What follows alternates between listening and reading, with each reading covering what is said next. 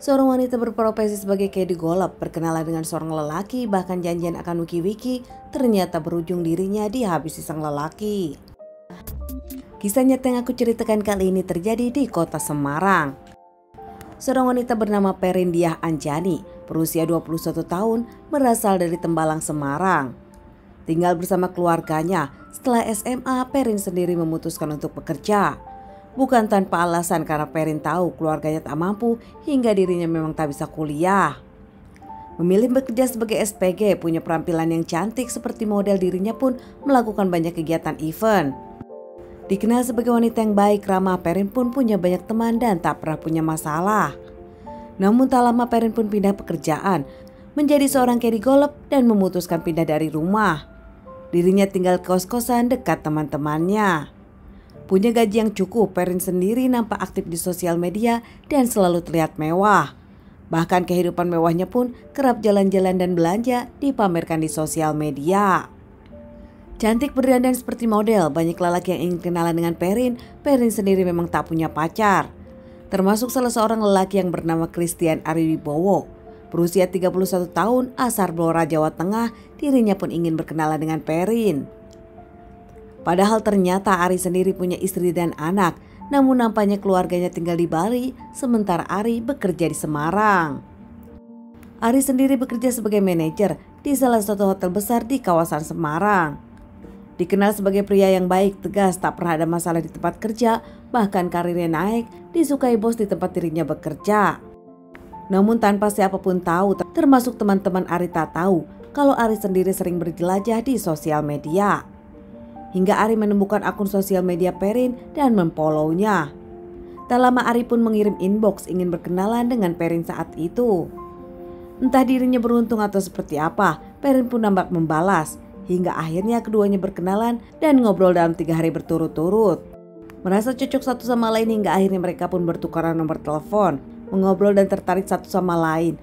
Ari saat itu mengajak Perin ketemuan dan mereka pun akan bertemu di salah satu hotel. Ternyata percakapan mereka saat itu ada hubungannya dengan percakapan ranjang. Ari mengungkapkan kepada Perin kalau dirinya punya fantasi ranjang. Disambut baik oleh Perin yang ternyata dirinya pun ingin melakukan. Hingga akhirnya mereka pun berjanjian di salah satu hotel di kota Semarang. Ari ke hotel tersebut dengan menggunakan motornya, sementara Perin ke hotel tersebut dengan menggunakan taksi. Keduanya pun bertemu di kamar hotel. Sempat mengobrol saat itu, namun tak lama keduanya pun berpatasi. Ari pun mengikat tangan, bahkan dirinya pun mengikat kaki milik Perin saat itu. Hingga akhirnya tak lama Perin pun dilakban. Saat keduanya berfantasi, di awal baik-baik saja. Namun tak lama Perin kesakitan hingga akhirnya menjerit membuat Ari panik. Ari lebih memilih membekap pencekik, bahkan tak lama membuat Perin tak bernyawa. Saat sadar Perin tak bernyawa, Ari pun membawa handphone, uang dan juga emas milik Perin saat itu. Tak lama Ari keluar dengan motornya. Namun berselang beberapa jam Ari kembali dengan menggunakan mobil jazz. Ternyata mobil jazz itu adalah mobil sewaan yang dirental oleh Ari. Menunggu kawasan hotel sepi, tak lama Ari pun membawa jasad Perin dan ditutupi plastik.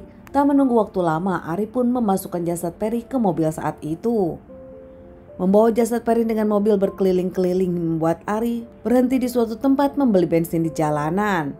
Ari pun mencari jalan yang sepi hingga akhirnya di daerah Blora. Ari menurunkan jasad dan menyiram bensin lalu menyulut api. Hingga nampaknya Perin pun terbakar kerap berarang tanpa ampun. Tak lama Ari pun meninggalkan Perin begitu saja. Ari meninggalkan Perin begitu saja setelah yakin membakar Perin 2 kali. Tak lama setelah melakukan aksinya, Ari pun kembali ke Semarang, bertindak seperti tak terjadi apa-apa dan kembali bekerja biasa. Bahkan setelah di Semarang, Ari sempat menggadaikan emas milik Perin senilai 4 juta di Pegadaian. Sementara untuk menghilangkan barang bukti, Ari lebih memilih membuang handphone Perin. Namun di tanggal 31 Juli 2018, ibunda dari Perin terakhir bisa mengobrol dengan sang anak. Setelah itu menelpon sang anak, nampak tak diangkat, membuat sang ibu penasaran hingga mencari Perin ke teman-temannya. Salah satu teman Perin bicara kalau Perin bicara kepada dirinya akan bertemu seseorang tak lama, namun ternyata tak kembali lagi. Hingga karena keluarga kebingungan langsung melaporkan kejadian ini kepada pihak kepolisian karena ternyata sang anak sudah hilang beberapa waktu lalu. Di tanggal 1 Agustus 2018, ada warga yang melihat sesuatu terbakar. Karena penasaran mendekati dan ternyata melihat sesosok jasad yang sudah terbakar dan langsung dilaporkan ke polisi. Tak lama pihak polisian datang menyelidiki dan membawa jasad ke rumah sakit untuk dilakukan otopsi. Tak ada identitas di jasad yang terbakar tersebut hingga tak mudah diidentifikasi.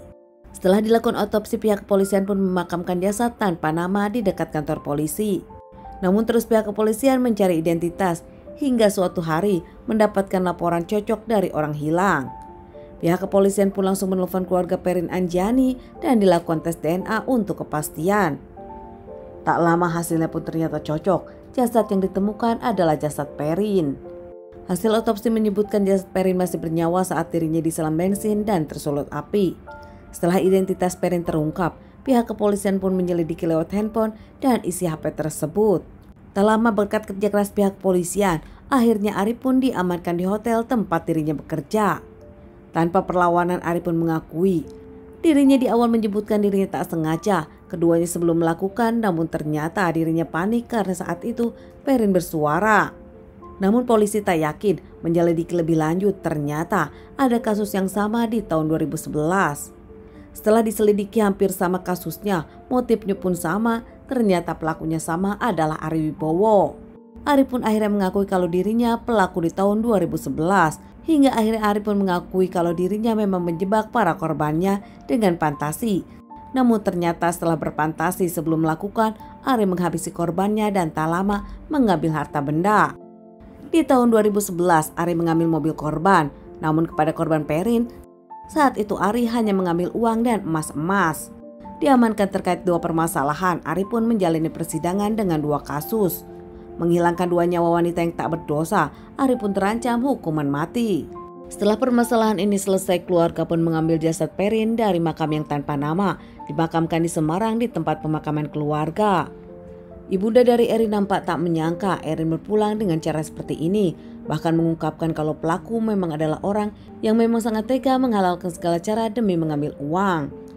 Teman-teman, sekian dulu bahasan kasus yang aku bawakan kali ini. Semoga ini bisa dijadikan pelajaran untuk kita dan ditunggu bahasan kasus-kasus selanjutnya.